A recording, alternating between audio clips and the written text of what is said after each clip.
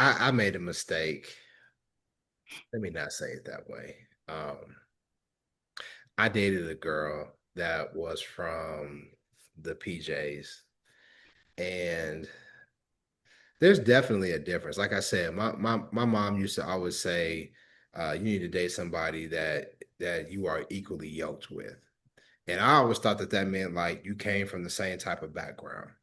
Like your parents were middle class, her parents were middle class.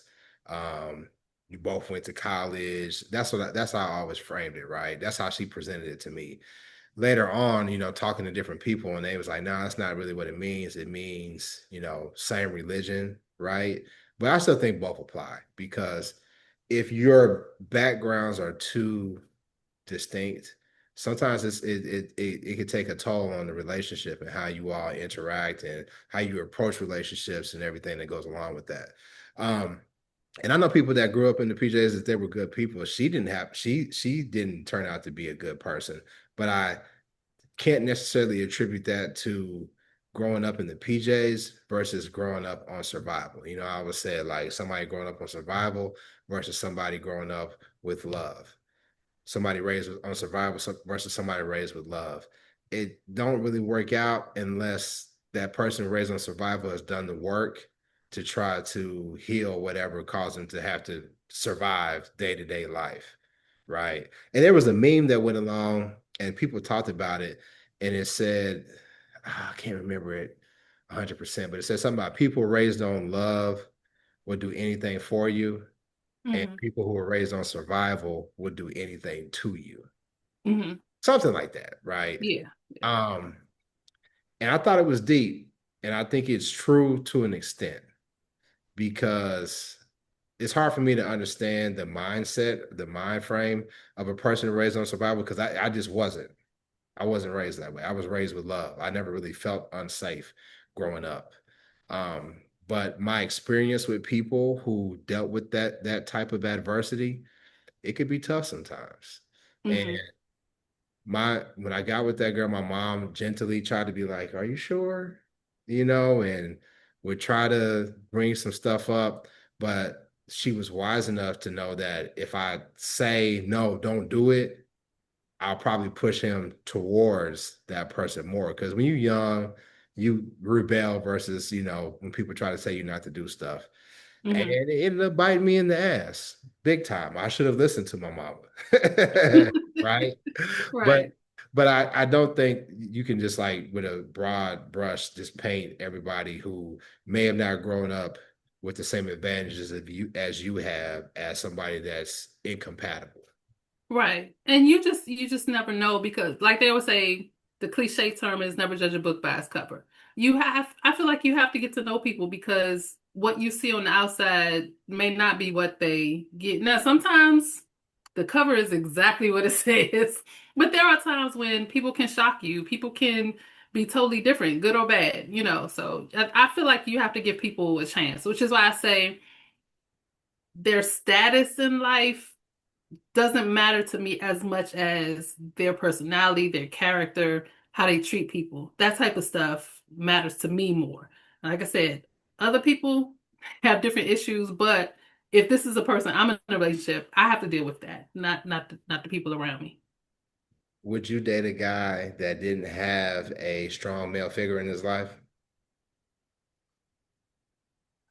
Um, Not sure. I've never dated anybody who didn't have a strong male figure. I've dated guys whose father may not have been in their life, but they had like uncles or grandparents or other male figures. So with no male figure in their life, I don't know because the what I see from guys who don't have a male role model, it's not something I would prefer to be around. So I don't think I would. I mean, you're generalizing. Oh yeah, I am. I No, am. no, no, no, no. But I'm about to ask you a question that's going to Okay. call for you to generalize. But what are the differences between a guy that you've seen that has had men in his life, like a father or that strong uncle, cousin, or what have you, versus a guy who hasn't? How do you distinguish the two from your experience? Okay. you may not agree with this, but I heard a guy, a teacher, say this recently. Women, we're taught to be feminine from the inside out. Men are usually taught to be masculine from the outside in. Meaning, men tend to learn, and I think that's a generalization because I think women do the same thing. But meaning, you kind of emulate what you see. So if you had good male figures in your life, you'll tend to emulate what you see. Like my grandfather was a handyman around the house. He loved to take care of his house. He loved to take care of his family. My cousin's father wasn't around, but he was around my grandfather all the time. And I see those qualities in my cousin all the time. Those good qualities of my grandfather. Um, I feel like I just followed a case where these kids committed a unaliving somebody. And when I was listening to the testimonies of the family members, many of the boys' fathers were in jail for life. And it kind of shows in how they grew up, how they process, life on the street. So that's kind of, like I said, generalizing, but that's kind of how I see that playing out. Yeah, you definitely can tell with men whether they had that strong male influence. Hmm. I wrote a book about it. I wrote a book about the fatherhood, Black fatherhood, and in the book I mentioned, it doesn't necessarily have to be a father. It could be a coach or somebody who takes an interest in that young man's life and who can redirect them. Because I'll say this, I grew up with a dad in my home, and my dad was a lot older when I was born. My dad like turned 43 like in May, like right after, a couple months after I was born. That's old to have a child, my personal opinion. I got friends who are like in their late 40s now, and they got kids who are toddlers. And I'm like, y'all got to be damn crazy. Kids are a blessing, children are a blessing, but raising four kids like I did, I couldn't imagine getting a kindergartner ready for school and I'm damn near 50. Like, come on. And then you got to get into the teenage years when you got to fight them and shit. Like, that's just Yeah. crazy to me. But I say that to say that my dad has spent so much of his life only having to spoil his nieces and nephews. Like, let me buy you whatever you want. Let me take you to this fun place. I may have to redirect you some, but for the most part, I'm taking you back home to your mom and daddy, right? So then Hmm. when I came along, all he knew how to do was to spoil, right? And so he set an example for manhood and some of the things that he did, good and bad. But a lot of the things that made me who I am in terms of like being a man's man, like that toughness and that take accountability, that came from like coaches that I had. That Okay. came from coaches is like, I don't give a fuck if you cry or you whine or whatever, you're gonna do it over till you do it right.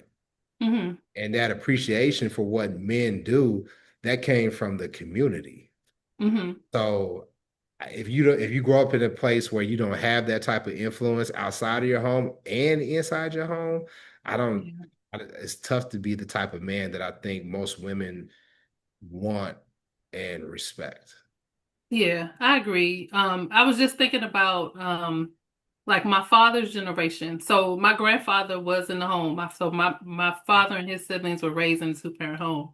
But not only was my grandfather there, like I hear them tell stories all the time about Uncle so and so took us here. Uncle so and so had us, and he would get all the kids together, and we would play softball, or we would do this. So so it is a difference between. I do believe it is a difference between men who are raised around strong, positive male role models and those who aren't.